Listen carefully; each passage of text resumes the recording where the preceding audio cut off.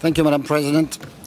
Yesterday, we heard from the CIO and the Secretary General of the OSCE a picture of the status of the organization. The Secretary General told us that for 3 years they have not managed to pass a budget because of the consensus rule.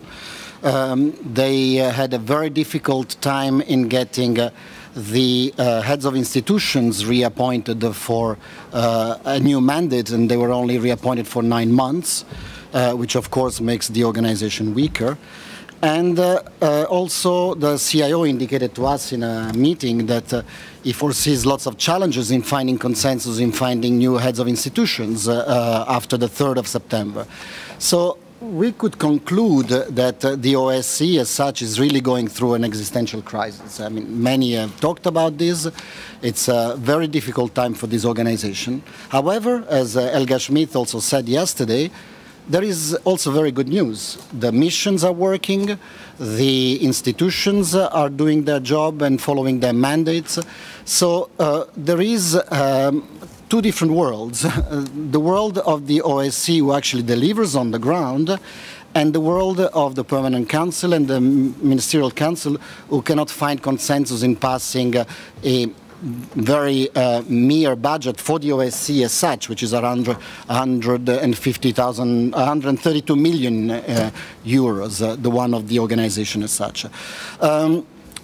Our Parliamentary Assembly, of course, is a much smaller budget and a much smaller operation, but as you like to say, Madam President, we are very much alive and kicking. So while yesterday we were painted a picture of a very difficult situation in the organization, I can see here the amount of commitment, 2 days of time, of your time, dedicated to the work of the Assembly, and we will go through also the activities that you have done after Yerevan. So I see the Parliamentary Assembly very much active and luckily without the big challenges that the governmental part of this organization goes through. I'd like to thank you, Madam President, for your leadership, also for the positive spin that you've brought since Vancouver, also for your very dynamic style. I consider myself a dynamic person. Sometimes it's difficult to keep up with your pace, but this is very good. You keep us very busy and you make sure that we keep on being very active.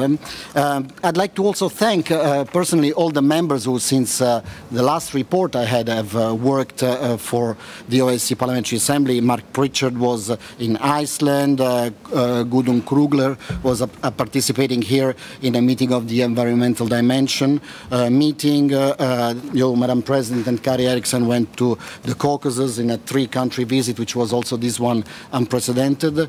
The meeting that Edi Fry had in Georgia and in Hungary before coming here. Azai Guliev went to Portorož, Lucy, who also participated in the Human Dimension meeting in Warsaw, the election observation missions in Serbia, of course, led by Lopatka and Farah Karimi, the Swedish delegation, who I don't know if in OSCPA capacity or more as a bilateral, but they also went and made visibility of this visit in Georgia. Irene, who was in Brussels, Irene Caralambidis, who was in Brussels, having lots of meetings in Brussels, Eugenio Zoffili from the Italian delegation, who was here in Vienna and had lots of meetings at the UN, Farah Karimi, who had lots of meetings with the Central Asian countries. You, Madam President, you were in Washington, had very important meetings in the Helsinki Commission, and also an audition at the Helsinki Commission together with the representative of Ukraine on kidnapped children. Kyriakos Adijani, who was in Bosnia recently. You mentioned, Madam President, your visit to Kiev together with Mark Siv Moslet from Norway, Luis Garcia from Portugal, and of course with the rest of the Ukrainian part of the Committee on Ukraine. The election observation mission in Azerbaijan, led by Gerasimov and Daniela De Ridder, thank you for that. Christian Viganin, recently you were in Moldova.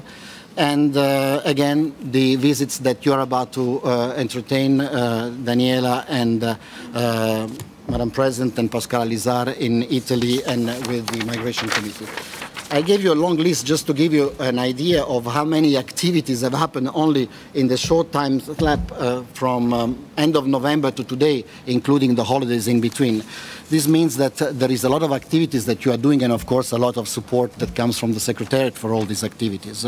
I'd like to thank Armenia for the very successful meeting that we had in Yerevan. You managed to put it together in such a very short time.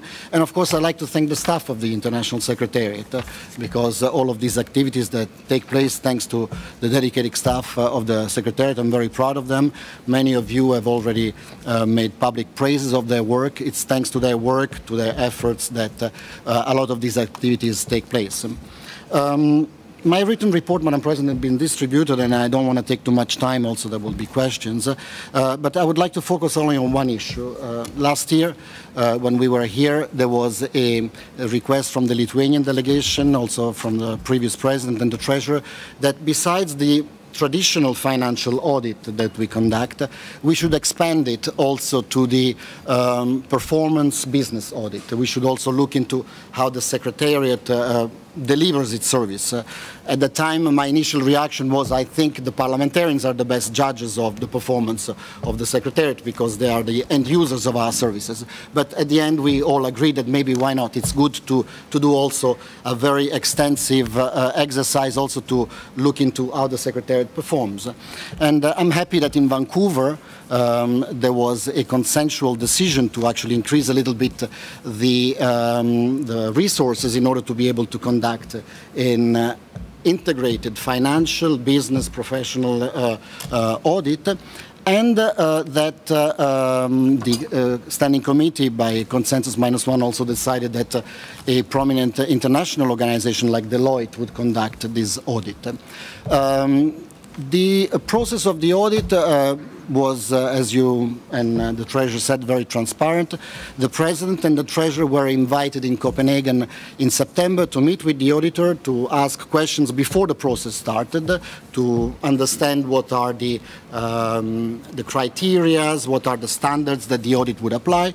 Then the auditor had for 4 months unrestricted, of course, access to all our accounts, emails, process. They were asking questions. At the end of the process in January, again, the President and the Treasurer traveled back to Copenhagen to receive live the result of this audit. And as you correctly said, I'm very proud to say that the audit has been a very positive return. There are some recommendations that the Treasurer has indicated, so we will of course try to implement, of course, these recommendations provided that there are funds. But I think it's very important to understand that the meeting in Vienna is normally dedicated to present the audited account, now in this case also the professional and performance audit, of the previous year. Now, I've heard also some discussions about the next budget cycle. The next budget cycle starts from the 29th of April in Copenhagen, when a draft budget provided by the Secretary General and the Treasurer will be presented to the Bureau. The Bureau will make some considerations, and then it will be presented to this body on the 30th of June in Bucharest. So it's okay to hear some indications, but I'd like that we also make sure that we stick to the agenda, which is to ask or request also questions about what was requested last year, which is the business audit and the financial audit that was concluding last year's budget cycle. Because otherwise it looks like we have requested this for so much, we have put a lot of energy in discussing about the business audit, and we kind of shovel it and move on to the next year budget. So I'd like to just conclude with this, to say thank you very much, Madam President, thank you very much, Mr. Treasurer, for following this process in Copenhagen and for correctly presenting it to the Standing Committee. Thank you very much.